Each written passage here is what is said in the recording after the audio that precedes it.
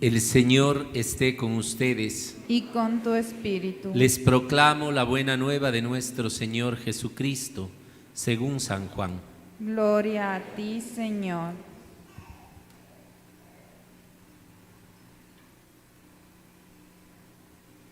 Cuando se acercaba la Pascua de los judíos, Jesús llegó a Jerusalén y encontró en el templo a los vendedores de bueyes, ovejas y palomas, a los cambistas con sus mesas. Entonces hizo un látigo de cordeles y los echó del templo con todo y sus ovejas y bueyes.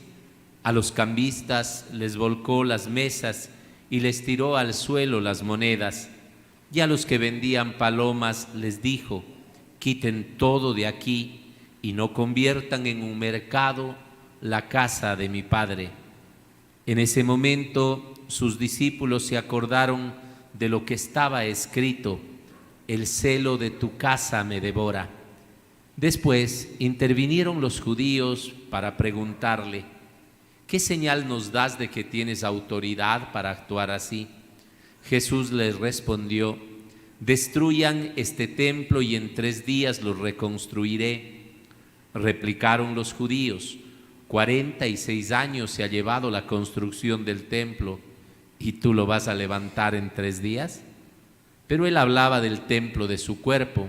Por eso, cuando resucitó Jesús de entre los muertos, se acordaron sus discípulos de que había dicho aquello y creyeron en la Escritura y en la palabra que Jesús había dicho.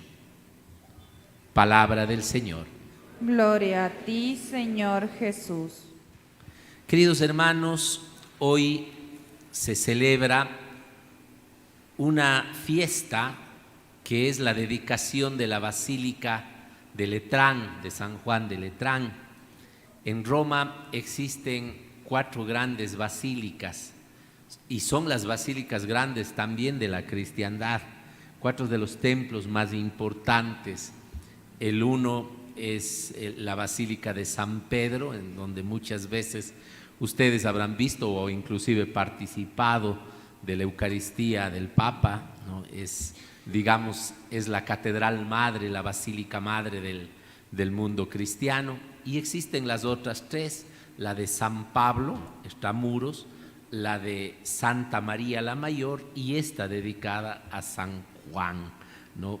Un poco a Juan Evangelista, pero también a Juan Bautista, ¿no? Entonces, hoy se celebra la dedicación de la Basílica de Letrán. Decía en una misa que pude participar en la mañana, que es hermoso mirar en estos lugares el lugar que se le da a Dios, el culto, más allá de que obviamente soy partidario de decir que nunca podríamos comparar las paredes con el ser humano, y de eso nos hablará el Evangelio hoy, pero también es cierto que muchas veces nosotros tratamos de darnos cosas buenas a los hombres, pero a Dios siempre va al hombre la carne y a Dios el hueso. ¿No es cierto?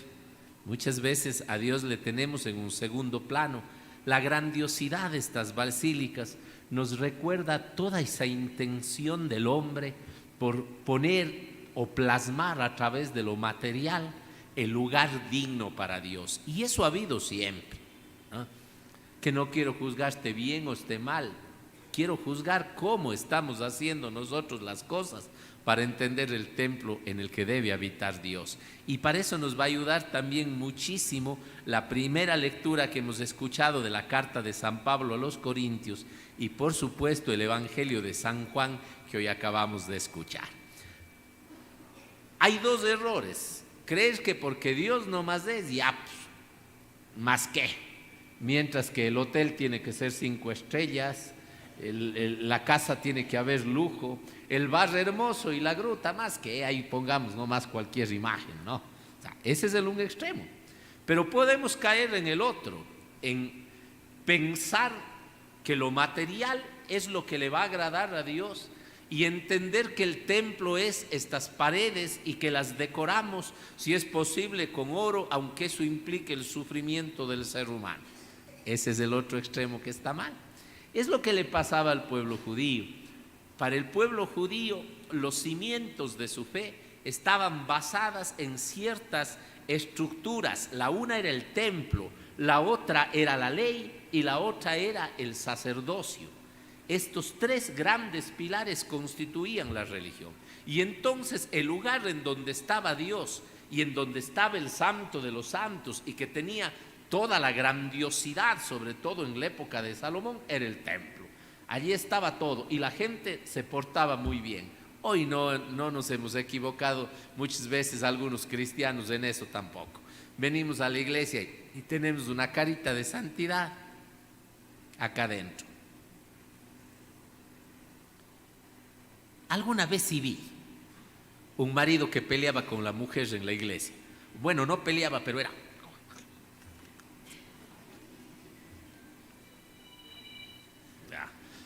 Los que estaban viendo la imagen, o sea, algo estaban en undines y diretes. También es cierto que a veces hay personas que sí salen enojadas del templo. Yo he mirado por ahí a alguien que se enoja y sale gualán, gualán, gualán, borracho. Y el otro se queda así como con vergüenza, me dejó solito, ¿no? Y uno después se acerca, ¿qué pasó? Nada, se enojó por algo que dije. Bueno, es rarísimo, pero es raro eso. O sea, eso es muy esporádico. En cambio, en la calle, ahí sí que veo todos los días. Ahí sí que me entero y me chismean todos los días. Pelean los políticos, pelean los futbolistas, pelean los hinchas, pelean entre transportistas quitándose clientela, pelean los vecinos, pelea marido y mujer, pelea taita y mama, pelean hijos y padres, peleamos curas. También, claro, si somos humanos. O sea, todos podemos tener actitudes, pero en el templo nos hacemos los santitos. Jesús va a criticar muchísimo eso de una manera muy especial. Y esto nos tiene que cuestionar en serio a nosotros, a quienes hemos limitado el espacio de lo sagrado al templo físico. El espacio de lo sagrado, bonito, cuidado, con oración, con paz, con tranquilidad, y hemos desacralizado la vida. Hemos quitado a Dios y hemos banalizado, hemos diabolizado, hemos vuelto pecaminosas nuestras relaciones fuera. Afuera insultamos, ofendemos, lastimamos, matamos, robamos, traicionamos, herimos. Adentro no, y eso está mal. ¿Saben por qué? Porque estamos convirtiendo el verdadero templo de Dios, que es cada ser humano, en un lugar, o como dirá hoy Jesús, en un mercado en el que se compra y se vende al mejor postor. Los profetas habían anunciado que cuando venga el Mesías, el primer trabajo que será es purificar el templo. Jesús sabe esto y él está muy influenciado del profetismo. Él llega y al mirar a los vendedores saca con un cordel y les manda dando quiche a toditos. Pero es que es cosa seria. Lo que pasa es que habían hecho un negocio y ese negocio beneficiaba a los que estaban dentro del templo, mientras los que estaban fuera sufrían. Inclusive, noten ustedes, hoy día los que vendían palomas, y la palomita era lo que lograba conseguir el pobre. El pobre ofrecía de holocausto la palomita, mientras que los otros daban monedas. A ellos no les vuelca las mesas, a ellos no les da el chicotazo, a ellos les dice: han convertido la casa de mi padre en cueva de ladrones, en un mercado. Con ellos es más benévolo Jesús. Está viendo todo lo que se ha tejido. Hoy hay nuevos templos para hacer eso, que desdicen del templo verdadero de Dios, que es el ser humano. El mercado y el comercio. El mercado y el comercio. La plata, los negociados han hecho que el ser humano vuelva su propia vida, su propio ser, un mercado en el que vende sus conciencias.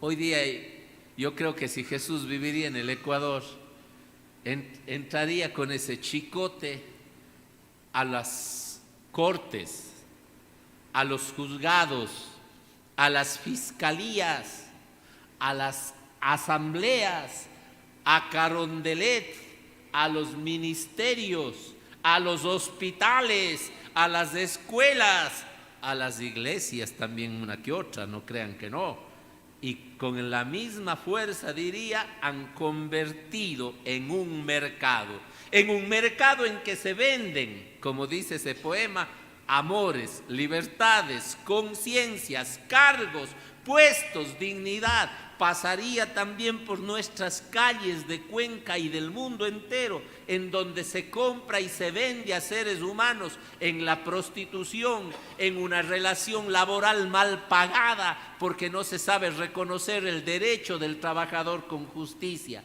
Entraría también ese chicotazo en aquellos lugares en que se están vendiendo a la gente para que maten, como son aquellos sicarios, como son aquellos que matan en nombre de la guerra y en nombre de Dios, muchos de ellos mercenarios. Ahí entraría el Señor y dijera, han convertido la casa de mi Padre, han convertido el templo de mi Padre donde Él debe morar, han convertido en una cueva de bandidos, en un mercado. Tú tal vez, tu propia familia, has convertido en un mercado, porque le das más valor a la plata que a tu mujer o a tu marido, porque le das más valor a tu trabajo que a tus hijos, a tu mujer o a tu marido, porque le das más valor a cualquier cosa antes que Dios. ¿Se dan cuenta qué grave es esto?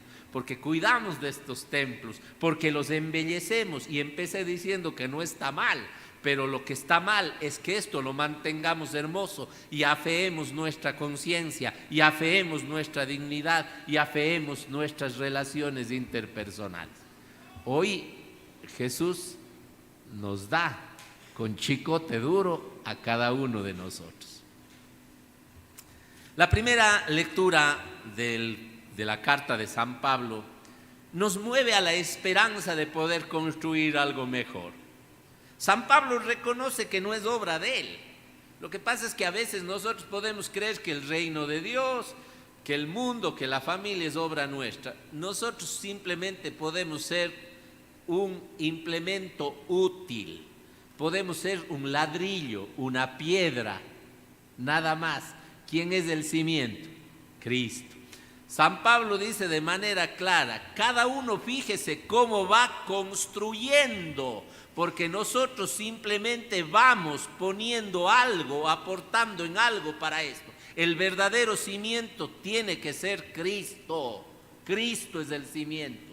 Cuando tú tratas de imponer tus cosas, tu capricho, en tu hogar, en tu grupo social, en tu actividad laboral, en tu iglesia, estás equivocado. Tú no eres el que hace las cosas. Tú eres simplemente una piedra que Cristo quiere ir construyendo sobre su cimiento del amor.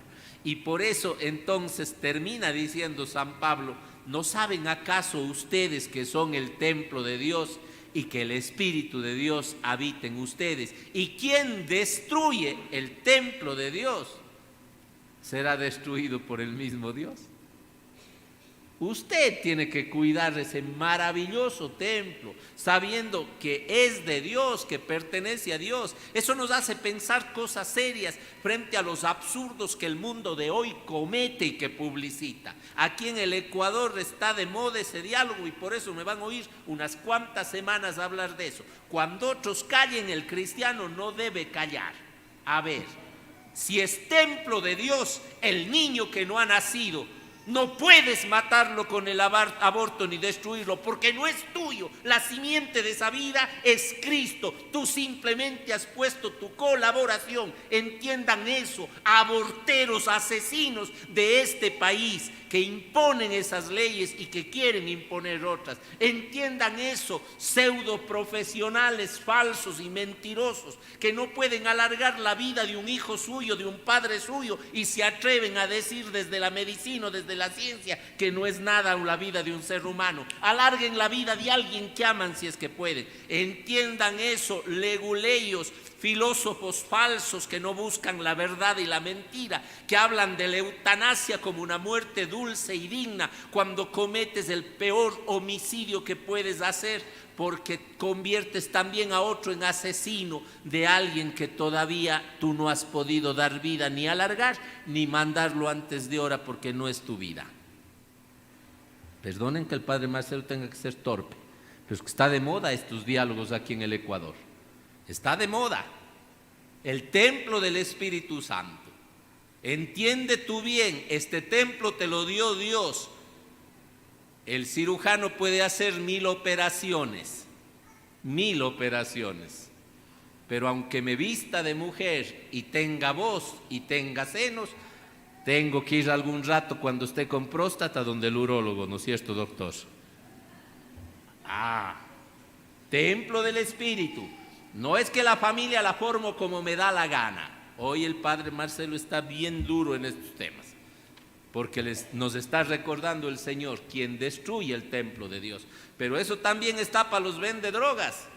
Eso está también para los vende alcohol. ¿Qué es lo que están haciendo con la persona? Han vendido su propio templo, destruyéndolo, porque están destruyendo el templo de aquel enfermo que necesita esa basura para vivir y sonreír. Y aunque lo defiendan muchos, están destruyendo, cómplices de la destrucción del templo hermoso que significa cada ser humano, cómplices de destruir la dignidad, de destruir hasta la faz de esa persona, porque una persona embrutecida en el vicio, hasta en su cara se ve destruida, demacrada. Yo creo que si el cáncer destruye a un ser humano físicamente, el cáncer del vicio también lo destruye y lo destruye más. Y puedes mirar tú en esas miradas apagadas, en esas sonrisas apagadas, en esa tristeza, en esa angustia, en esa ansiedad de gente que está destruida por dentro. Y hay esos que le destruyen por fuera. No es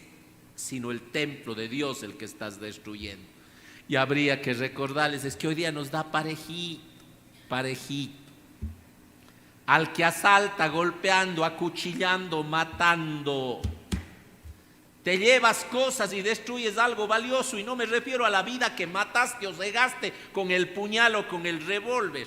Te has destruido tú mismo porque dejaste de ser templo del amor y de la vida para convertirte en un monstruo de dolor, de angustia y de asco para el mundo. ¿Te das cuenta? Y si quieren que aterrice un poco más a lo que les afecta, respete el templo de tu hijo, no lo insultes, no lo ofendas de inútil, no lo ofendas de no vales para nada, peor con un golpe, porque ese niño al que tú estás lastimando, hiriendo, es templo del Espíritu Santo, es templo de Dios. Respete el templo de tu mujer o de tu marido.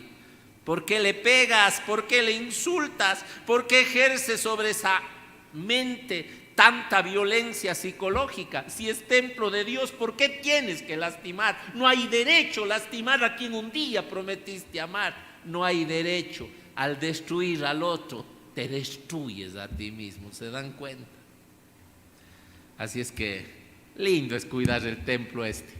Ustedes ven que aquí nos empeñamos poquito, ya están las puertas acabadas casi, y van a quedar más lindas cuando terminen los apliques. Y sigue otra cosita y otra. Hay que ver este templo, pero de nada sirve que este esté hermoso si los que venimos aquí o los que pasamos por fuera, aunque nos persignemos, estamos destruidos y destruyendo la obra de Dios que somos cada ser humano. ¿Cómo vamos a salir de aquí? Ojalá desde los más pequeños, dispuestos a cuidar el mayor tesoro que somos nosotros y que son nuestros hermanos. Que así sea. Amén. Y que por la intercesión de nuestra Madre, el Señor los bendiga hoy y siempre, en el nombre del Padre, y del Hijo, y del Espíritu Santo. Amén. Amén.